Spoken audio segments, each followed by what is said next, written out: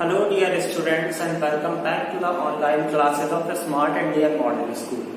I am your commerce teacher Mohammad Zishan and today we will discuss about the other topics of accounting. Okay, as yesterday we have discussed about the meaning and characteristics of accounting. I have told you the meaning and characteristic of accounting in detail in yesterday lecture. So in today's video, as you have seen on the board, that I have noted down the two topics, objectives of accounting and functions of accounting. So today we will discuss about the objective, functions and as well as the advantages of accounting. So let's start with the very first topic of today, which is objectives of accounting. So बच्चों, the question arises that objectives. What are objectives? Objectives क्या होते हैं बच्चों? और we can say that what is objective? Objective किसे बोलते हैं? क्या होता है objective? जैसे कि बच्चों हमारी लाइफ का गोल होता है, कोई भी एम होता है. ओके, जैसे कि सपोज आप लोग क्या हो, आप लोग स्टूडेंट्स हो, अब अपना फ्यूचर प्लान कर रहे हो कि भाई हम क्लास 12 जो है वो अच्छे मार्क्स से पास आउट करें. ठीक, तो उसके लिए मेहनत करना पड़ेगी. उसके लिए हमें अपनी सारी एक्टिविटीज, जितने भी काम होंगे, इसी तरीके से प्रिपेयर करने हैं कि हम क्लास 12 में अच्छे मार्क्स ले आए. सो ऑब्जेक्टिव्स बच्चों, बिजनेस के ऑब्जेक्टिव आर द एंड्स. क्या होते हैं ये ends? Toward which all the activities of a business enterprises are directed. ठीक है, to achieve the objective or end of the business organization. Means objective वो ends होते हैं जिसको अचीव करने के लिए बिजनेस ऑर्गेनाइजेशन की सारी एक्टिविटीज उसी वे में डायरेक्ट की जाती हैं ताकि ये ऑब्जेक्टिव और एंड जो है इजीली अचीव हो जाए. सिमिलरली उसी तरीके से बच्चों अकाउंटिंग के भी कुछ अपने ऑब्जेक्टिव होते हैं. मींस मकसद, we can say in ordinary language मकसद. मकसद क्या होते हैं अकाउंटिंग करने के? The very first objective is to keep systematic and proper record. बच्चों as I have told you yesterday that in accounting what we will do, हम क्या करते हैं बच्चों के सारे ट्रांजैक्शन का एक सिस्टमेटिक और प्रॉपर रिकॉर्ड रखते हैं. ठीक है, कि जितने भी हमारे ट्रांजैक्शन हो रहे हैं उसको chronologically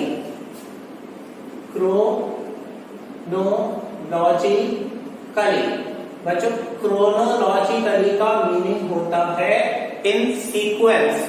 means order wise, sequence में, डेट वाइज, जैसे first date, second date, third date. तो सीक्वेंस से सारे ट्रांजैक्शन को सिस्टमेटिक और प्रॉपर तरीके से रिकॉर्ड करना, ये ऑब्जेक्टिव किसका होता है?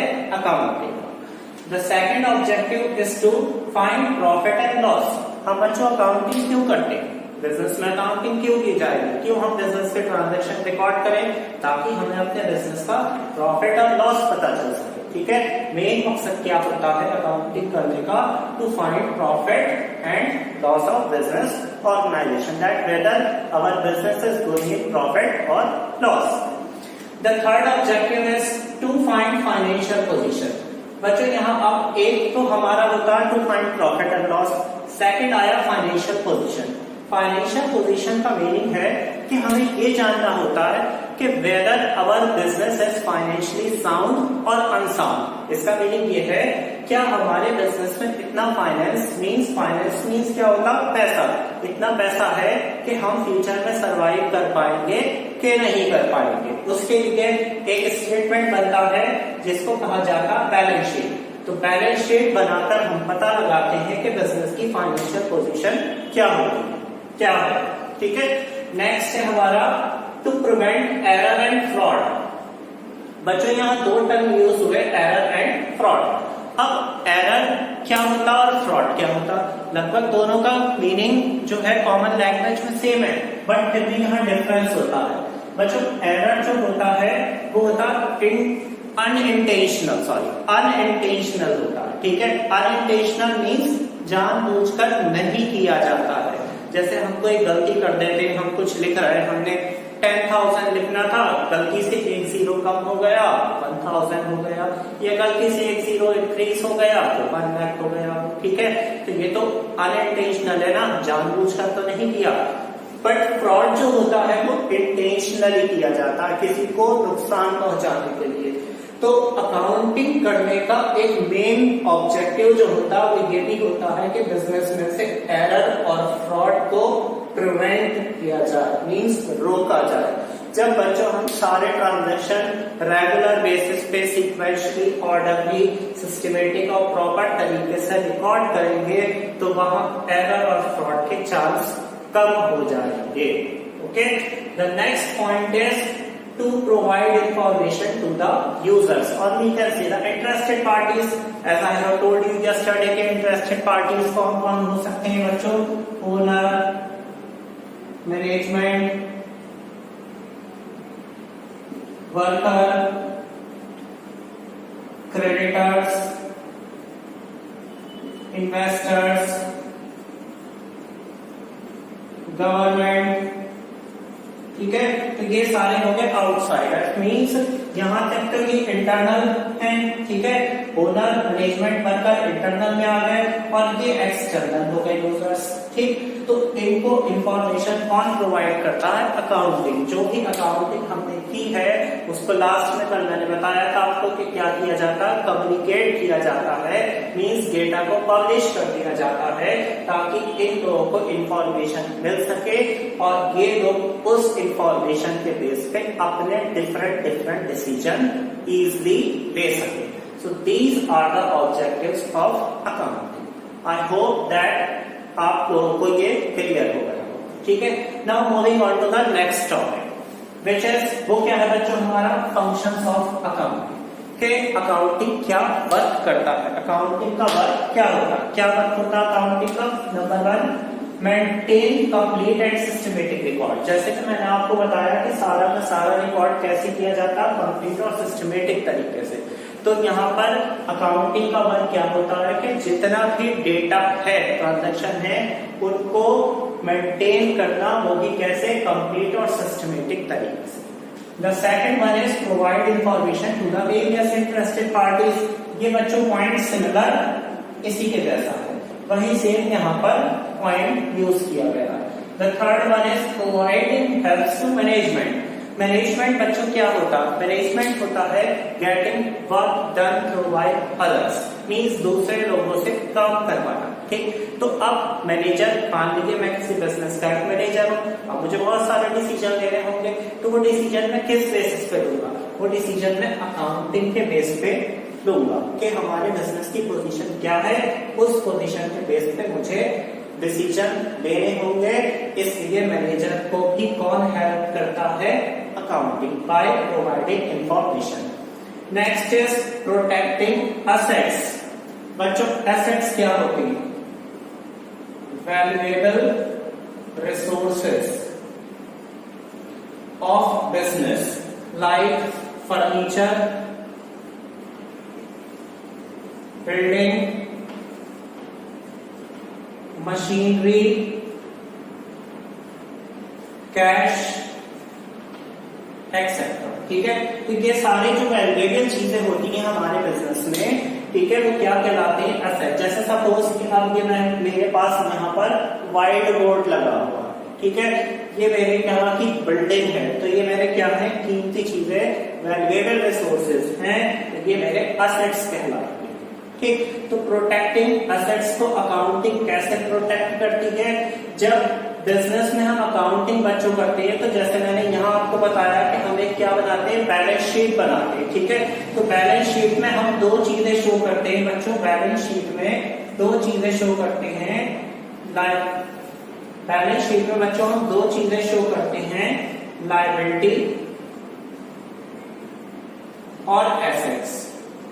तो एसेट्स की वैल्यूज हम शो करेंगे कि हमारा फर्नीचर कितने का है, बिल्डिंग कितने की है, मशीन कितने की है, कैश एसेट्स में कितना है। तो ये सारे क्या रहेंगे? प्रोटेक्ट हो जाएंगे कि कोई चीटिंग नहीं हो सकती। Next is fulfilling legal needs. Legal needs means कुछ कानूनी जरूरतें भी होती हैं भाई, फुलफिल करना होती हैं, जैसे इनकम टैक्स रिटर्न भरना है या गवर्नमेंट को हमारे ऊपर टैक्स लगाना है, या मान लीजिए किसी ने बिजनेस के ऊपर कोई क्लेम कर दिया तो हमें कोर्ट जाना है। तो उन सारी चीजों में कौन काम आता है? अकाउंटिंग। हम कोर्ट में जाकर अकाउंटिंग को, जो भी हमने अकाउंटिंग की है, जो भी अकाउंट्स बनाए हैं, उसको प्रूफ के तौर पर, एविडेंस के तौर पर कोर्ट में प्रेजेंट कर सकते हैं कि हमने ये काम सही किया है। So these are the functions of accounting. Now moving on to the next topic, which is advantages of accounting. Now the next topic is advantages of accounting. What are the advantages of accounting? Or we can say the importance of accounting. The very first advantage is provide complete and systematic record. As I have told you that there are so many transactions in a business organization. Okay, so accounting provide the complete and systematic record of all business transaction. अगर हमें information चाहिए है इसकी कि transaction हमारे business में कितने थे, तो वो हमें सारी इंफॉर्मेशन कहाँ से मिल सकती है? सिर्फ और सिर्फ अकाउंटिंग से, क्योंकि अकाउंटिंग में ही कंप्लीट और सिस्टमेटिक रिकॉर्ड किया जाता है, मेंटेन किया जाता है of each and every transaction of business organization. The next point is provide information of profit and loss. बच्चों, as we have already discussed that accounting provide the informations of profit and loss in a business organization. कैसे पता चलेगा भाई कि हमारे business में profit हुआ कि लॉस हुआ? जैसे कि बच्चों हमने यहाँ पहले सिस्टमेटिक रिकॉर्ड कर लिया, ठीक है, जितने भी ट्रांजेक्शन से हमने उसको सिस्टमेटिकली तरीके से रिकॉर्ड किया. फिर हम अपना प्रॉफिट एंड लॉस निकालते हैं bye preparing profit and loss account. एक प्रॉफिट एंड लॉस अकाउंट बनाते हैं जहां से हमें बच्चों पता चलता है कि हमारे बिजनेस में प्रॉफिट हुआ कि लॉस हुआ, whether our business is going in profit और loss. The next point is providing information of financial position. बच्चों, financial position, as I have already discussed that financial position means that whether our business is financially sound or not, कि हमारे business में क्या इतना fund और पैसा है कि हमारा बिजनेस आगे सरवाइव कर पाएगा कि नहीं कर पाएगा. तो इस चीज की इंफॉर्मेशन हमें कहाँ से मिलेगी बच्चों? कहाँ से मिलेगी? अकाउंटिंग से. और कैसे मिलेगी? Bye preparing balance sheet. Balance sheet बनाकर, ठीक है, जहां पर बिजनेस की दो चीजें शो की जाती हैं, एक लायबिलिटीज और दूसरा असेट्स. लायबिलिटीज मींस बच्चों वो पेमेंट जो बिजनेस को फ्यूचर में पे करने होते हैं. जैसे बिजनेस ने कहीं से लोन लिया है तो उसको पे करना होगा, तो लायबिलिटी मींस जिम्मेदारी, obligations which we have to pay in future. और क्या हो सकता है? क्रेडिटर. बच्चों, क्रेडिटर कौन होते हैं? क्रेडिटर्स. लाइक जैसे कि सपोज मैंने एक बिजनेस स्टार्ट किया, अब मुझे उस बिजनेस में रॉ मटेरियल चाहिए होगा कोई भी प्रोडक्शन करने के लिए, ठीक, तो मैं कहीं से सप्लायर से उसको परचेज करूंगा. बट अभी मेरे पास इतना पैसा नहीं है, क्योंकि आप सबको मालूम है कि इन टुडेज वर्ल्ड, आज के जमाने में कोई भी बिजनेस कैश बेसिस पे नहीं किया जा सकता, वह उधारी से ही काम किया जाता है. ठीक है, कैश पे भी होता है, क्रेडिट पे भी होता है. अब मैंने सपोज कहीं से उधारी माल खरीदा, तो पेमेंट तो उसे मुझे फ्यूचर में देना ही होगा ना. ऐसा तो नहीं है कि पेमेंट मैं उसका नहीं दूं. तो पेमेंट जब मैं उसे दूंगा तो वो बंदा मेरा क्या कहलाएगा? क्रेडिटर. तो वो मेरे बिजनेस पे क्या हो गई? लायबिलिटी हो गई कि मुझे उसको फ्यूचर में पेमेंट देना है. ठीक उसी तरीके से बिजनेस के असेट्स भी बैलेंस शीट में शो किए जाते हैं. असेट्स मींस वैल्यूएबल रिसोर्सेज या थिंग्स, वैल्यूएबल थिंग्स, जैसे कैश, बिल्डिंग. ठीक है, एक पॉइंट बच्चों होता है डेब्टर्स. एक यहाँ क्रेडिटर्स था और ये डेटर्स है. डेटर्स कौन होते हैं बच्चों? जैसे कि सपोज मैंने अभी आपसे कहा कि जब हम कोई बिजनेस करते हैं तो वहां पर कैश बेसिस पे भी करते हैं, क्रेडिट मींस उधारी बेसिस पे भी करते हैं। अब सपोज मैंने किसी को उधारी में माल सोल्ड किया, कोई कस्टमर मेरे यहाँ आया, उसने मुझसे गुड्स परचेज किए, मैंने उसको बेचे, बट उसने कहा मैं अभी पेमेंट नहीं करूंगा, 1 मंथ या 2 मंथ के बाद पेमेंट करूंगा। ठीक है, तो ऐसा होता है, बिजनेस चलता है ऐसे। ठीक, तो वो बंदा जब तक मुझे पेमेंट नहीं कर देगा तब तक वो मेरा क्या कहलाएगा? डेटर कहलाएगा। और वो किस कैटेगरी में आएगा? एसेट में। एसेट में क्यों? जरूर जैसे मैंने आपको कहा एसेट क्या होते हैं? Valuable things. तो बच्चों डेटर भी तो वैल्यूएबल थिंग्स हो गया। क्यों? कैसे हो गया? क्योंकि डेटर हमें फ्यूचर में पेमेंट देगा, तो वो हमारी कीमती चीज ही कहलाएगा। तो बैलेंस शीट बनाकर हम अपने बिजनेस की लायबिलिटी और एसेट की पोजीशन जान सकते हैं, जिससे हमें पता चल जाएगा whether our business is financially sound और not. Next is helpful to management. बच्चों जैसे कि मैंने आपको बताया था कि मैनेजमेंट क्या होता है? मैनेजमेंट मीन्स दूसरे लोगों से काम करवाना। ठीक है, तो दूसरे लोगों से काम करवाने के लिए मैनेजमेंट को डे टू डे बहुत सारे डिसीजन लेने पड़ते हैं। फाइनेंस से रिलेटेड डिसीजन लेने पड़ते हैं कि किस डिपार्टमेंट में कितना पैसा लगना है, या किस डिपार्टमेंट में पैसा ज्यादा है, किसमें कम है। तो वो सारी इंफॉर्मेशन कहाँ से मिलेगी मैनेजमेंट को? अकाउंटिंग से ही मिलेगी। ठीक है, जिसके बेस पर फिर मैनेजमेंट डिफरेंट डिसीजन लेगा।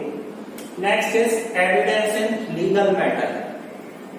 लीगल मैटर मीन्स बच्चों जैसे कि कोई भी हमारा कोर्ट केस हो जाता है, ठीक, तो उस केस में हम कोर्ट में जाकर अपने अकाउंटिंग को, ठीक है, अपनी अकाउंटिंग को कोर्ट में as an evidence means as a proof. Evidence का मीन क्या होता है? प्रूफ। हम कोर्ट में शो कर सकते हैं, प्रेजेंट कर सकते हैं कि हमारे यहाँ जितना वर्क हुआ है वो करेक्ट है, उसमें कोई मिस्टेक नहीं है। ठीक है, so these are the advantages of accounting. So बच्चों आज की वीडियो में मैंने आपको क्या क्या बताया? Objectives, functions and advantages of accounting. In our next video, we will cover the remaining topics of first chapter of accounting. Keep revising all these topics. Thank you so much.